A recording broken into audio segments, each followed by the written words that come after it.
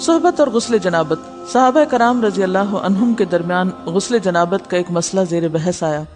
ایک گروہ کہتا تھا کہ غسل صرف دخول پہ فرض ہو جاتا ہے، انزال شرط نہیں، یعنی واٹر ڈسچارج جو ہے وہ ضروری نہیں۔ دوسرا گروہ بیان کرتا تھا کہ وجوب غسل کے لیے دخول کے ساتھ انزال بھی شرط ہے۔ یہ طویل مباحثہ کسی فیصلہ کن صورت پر منتج نہ ہوا۔ آخر قرار پایا کہ ام المومنین حضرت عائشہ رضی اللہ عنہا سے دریافت کیا جائے۔ حضرت عائشہ نے کہا کہ رسول اللہ صلی اللہ علیہ وسلم نے فرمایا، اذا جلس بین شعبها الاربع ومس الختان الختان فقد وجب الغسل۔ جب مرد عورت کی 4 شاخوں کے درمیان بیٹھ جائے اور اس کا محل ختنہ عورت کے محل ختنہ کے ساتھ مس کرے تو غسل واجب ہو جاتا ہے۔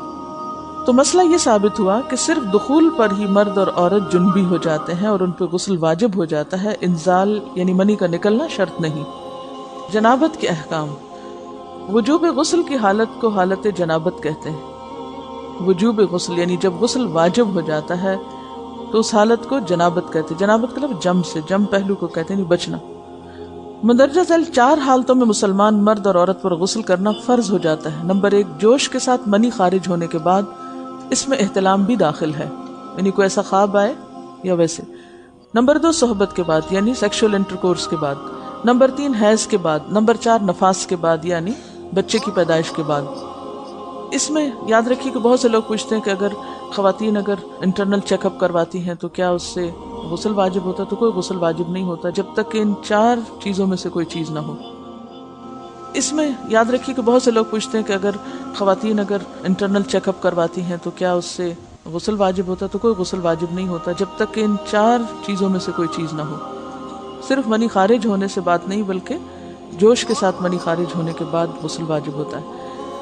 رسول اللہ صلی اللہ علیہ وسلم نے فرمایا، جب تم عورت کی 4 شاخوں کے درمیان بیٹھ کر صحبت کرو تو تم پر غسل واجب ہو گیا، اگرچہ منی نہ نکلے۔ آپ نے غور کیا ہوگا کہ طہارت کے مسائل بہت تفصیل کے ساتھ اور اپنے اندر بہت ڈیٹیلز رکھتے ہیں، اور بہت سے موضوعات ایسے ہیں کہ جو انسان کی ظاہری زندگی نہیں بلکہ اس کی نجی اور ذاتی زندگی سے متعلق بھی ہیں، لیکن اس طرح پبلکلی ان کو پڑھانا اور ان کو سکھانا یہ بھی ایک ضرورت ہے، کیونکہ آپ صلی اللہ علیہ وسلم نے انصار کی خواتین کی تعریف کی کہ انصار کی خواتین کتنی اچھی ہیں جنہیں حیا دین کا علم حاصل کرنے سے نہیں روکتا۔ تو سوال یہ پیدا ہوتا ہے کہ آخر اتنی تفصیلات کیوں؟ اور بعض لوگ اس کو ناپسندیدہ قرار دیتے ہیں، تو ایسا کرنا ناسمجھی کی علامت ہے۔ ہم دیکھتے ہیں کہ انسان اگر اللہ کے بتائے ہوئے طریقے کے مطابق زندگی بسر کرتا ہے تو اس میں خیر ہی خیر ہے، اور وہ صرف خیر اس کی اپنی ذات تک نہیں رہتی، بعض اوقات دوسروں کی بھلائی کا ذریعہ بھی بن جاتی۔ عورت کو بھی احتلام ہوتا ہے۔ ام المومنین حضرت سلمہ رضی اللہ عنہا روایت کرتی ہیں کہ حضرت ام سلیم نے رسول اللہ صلی اللہ علیہ وسلم سے کہا، اے اللہ کے رسول، یقیناً اللہ حق سے نہیں شرماتا، یعنی حق بات اور ایک ضروری بات جو ہے اس کو واضح کرنا ضروری ہوتا ہے، اور اس معاملے میں شرم سے کام نہیں لینا چاہیے، کہیں ایسا نہ ہو کہ انسان انجانے میں غلط کام کرتا رہے۔ تو یہ کہہ کر انہوں نے مسئلہ پوچھا، کیا عورت پر غسل ہے جبکہ اس کو احتلام ہو؟ آپ نے فرمایا ہاں، لیکن جب پانی کا نشان دیکھے یعنی منی دیکھے۔ اس پر حضرت ام سلمہ نے شرم سے منہ چھپا لیا اور عرض کیا، اے اللہ کے رسول، کیا عورت کو بھی احتلام ہوتا ہے؟ آپ نے فرمایا ہاں ہوتا ہے، تیرا داہنا ہاتھ خاک آلود ہو، یعنی یہ ایک پیار کی ڈانٹ تھی۔ اور اس میں ہو سکتا ہے کہ مزاج کا فرق ہو، بعض خواتین کے ساتھ ایسا نہ ہو اور بعض کے ساتھ ایسا ہو، لیکن اس میں جو اصل چیز ہے وہ ایکسیسو واٹر ڈسچارج ہے۔ اس میں کہیں ایسا نہ ہو کہ لیکوریا وغیرہ کے ساتھ اس کو ریلیٹ کر دیا جائے، دونوں چیزوں میں فرق ہے۔ اور احتلام جو ہے وہ سوتے وقت ہوتا ہے، یعنی سو کر اٹھنے پر اگر انسان اپنے کپڑوں پر زیادہ ڈسچارج دیکھے، خواہ کوئی خواب یا کوئی فیلنگ یاد نہ بھی ہو، تو پھر غسل کرنا ضروری۔ معلوم ہوا کہ عورت یا مرد نیند سے اٹھ کر اگر تری یعنی نشان منی دیکھیں تو یہ احتلام کی علامت ہے، لہٰذا ان پر غسل کرنا فرض ہو جاتا ہے۔ اور اگر احتلام کی کیفیت انہیں یاد ہو لیکن نشان نہ پائیں، یعنی خواب یاد ہے لیکن کوئی سامنے علامت نہیں، تو غسل فرض نہیں ہوگا۔ ایسی صورت میں شک کی ضرورت نہیں ہے کہ نہیں میں نے خواب دیکھا اور مجھے خواب بالکل صحیح یاد ہے تو مجھے نہانا چاہیے، نہیں، محض خواب پر نہیں نہایا جائے گا جب تک کہ فزیکلی کوئی ایسی چیز سامنے دیکھی نہ جائے۔ حضرت ام سلمہ روایت کرتی ہیں کہ میں نے کہا، اے اللہ کے رسول صلی اللہ علیہ وسلم، میں اپنے سر کے بال خوب مضبوط گوندتی ہوں، کیا میں انہیں غسل جنابت کے وقت کھولا کروں؟ آپ نے فرمایا، ان کا کھولنا ضروری نہیں، تیرے لیے یہی کافی ہے کہ 3 لپ پانی اپنے سر پر ڈالے، پھر اپنے سارے بدن پر پانی بہائے، پس تو پاک ہو جائے گی۔ یعنی بالوں کی جڑیں بھیگنا، سکن بھیگنا ضروری ہے، سارے بال کھولنا ضروری نہیں ہے۔ جنبی کے بالوں کا مسئلہ۔ حضرت عائشہ کو خبر ملی کہ حضرت عبداللہ ابن عمرو عورتوں کو غسل جنابت کے لیے بال کھولنے کا حکم دیتے ہیں۔ فرمانے لگی، ابن عمرو پر تعجب ہے، انہوں نے عورتوں کو تکلیف میں ڈال دیا، وہ انہیں سر منڈوانے کا حکم کیوں نہیں دے دیتے؟ یہ حضرت عائشہ کی ڈانٹ تھی، یعنی وہ یہ تو کہنے کہ عورتیں بال کھول کھول کے نہائیں، تو وہ پھر سیدھا یہی کہیں کہ عورتیں بال منڈوا لیں۔ میں اور رسول اللہ صلی اللہ علیہ وسلم ایک ہی برتن میں غسل کرتے، اور میں اپنے بال کھولے بغیر سر پر 3 چلو سے زیادہ پانی نہیں ڈالتی تھی۔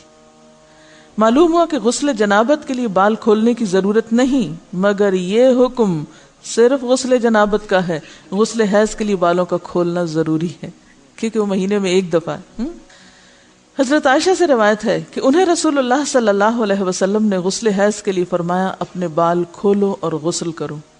اس میں آپ دیکھیے کہ دونوں چیزوں میں فرق کیوں ہے، دونوں کی نوعیت فرق ہے، اور حیض جو ہے وہ ایک نجاست کی کیفیت بھی ہے نا، قل ہوا اذی، تو اس کے بعد نہانا اور نہا کر خوشبو لگانا، خاص طور پر اس کا سارا حکم آتا ہے، لیکن غسل جنابت میں نجاست کی وہ کیفیت نہیں ہے، یعنی حیض کا خون اور منی جو ہے ان دونوں کے حکم میں بھی فرق ہے، ٹھیک ہے نا۔ بعض علماء کے خیال میں جو منی ہے اٹ سیلف وہ ناپاک چیز نہیں ہے، اگر کسی کپڑے وغیرہ کو لگ گئی تو وہ کپڑا ناپاک نہیں، اگر اس کو خشک ہونے پر کھرچ کے صاف کر دیا جائے تو کپڑا صاف ہو جائے گا، لیکن خون حیض پر آپ صلی اللہ علیہ وسلم کیا فرمایا، چٹکیوں سے مل مل کے اس کو صاف کر کے دھوئے، تو ان دونوں میں بھی فرق ہے، لہٰذا ان دونوں کے بعد نہانے کے حکم میں بھی فرق ہے، ایک میں بال کھولے جائیں گے اور بال بھی دھوئے جائیں گے اور بالوں کی جڑیں بھی دھوئی جائیں گی، جبکہ دوسرے عام غسل جنابت میں بال کھولنا اور پورے بال دھونا شرط نہیں۔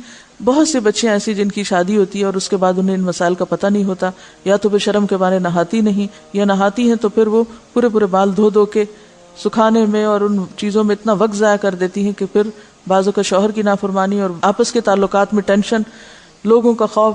تو اگر دین کا صحیح مسئلہ پتا ہو تو انسان ان تمام مشقتوں سے بچ جاتا ہے اور ایک نارمل روٹین کی لائف گزار سکتا ہے۔ اس میں کیا صرف 3 کپ پانی، 3 لپ پانی، یعنی 3 دفعہ کیونکہ اگر ایک دفعہ ڈالنے سے پوری طرح نہیں بھیگا تو آپ یہ بھی کر سکتے ٹیپ کے آگے سر کر کے، تو ساری اسکن جو ہے سر کی اس کو آپ گیلا کر لیں، پیچھے سے بال جو ہیں اگر لمبے ہیں تو ان کو ایک طرف کر دیں تاکہ پورے بال نہ دھونے پڑے، نہ سکھانے پڑے اور نہ خشک کرنے پڑے، اور باقی جسم پہ پانی بہا لیں۔ دوسری صورت یہ ہے کہ مگ میں پانی لے کے تو اس کو آپ تھوڑا تھوڑا کر کے پورے کو ایک دفعہ کریں، پھر اس کے بعد دوبارہ کریں، اور تیسری دفعہ رول کر کے بالوں کو پیچھے سے شاور کیپ ڈال لیں اور باقی جسم پھر دھو لیں۔ شاور کیپ سے کیا ہوتا ہے عام طور پر کہ پیچھے کے جو سارے لمبے بال ہیں پھر وہ نیچے گر کے گیلے نہیں ہوتے، وہ آپ کے سر پہ ہی ٹک جاتے ہیں۔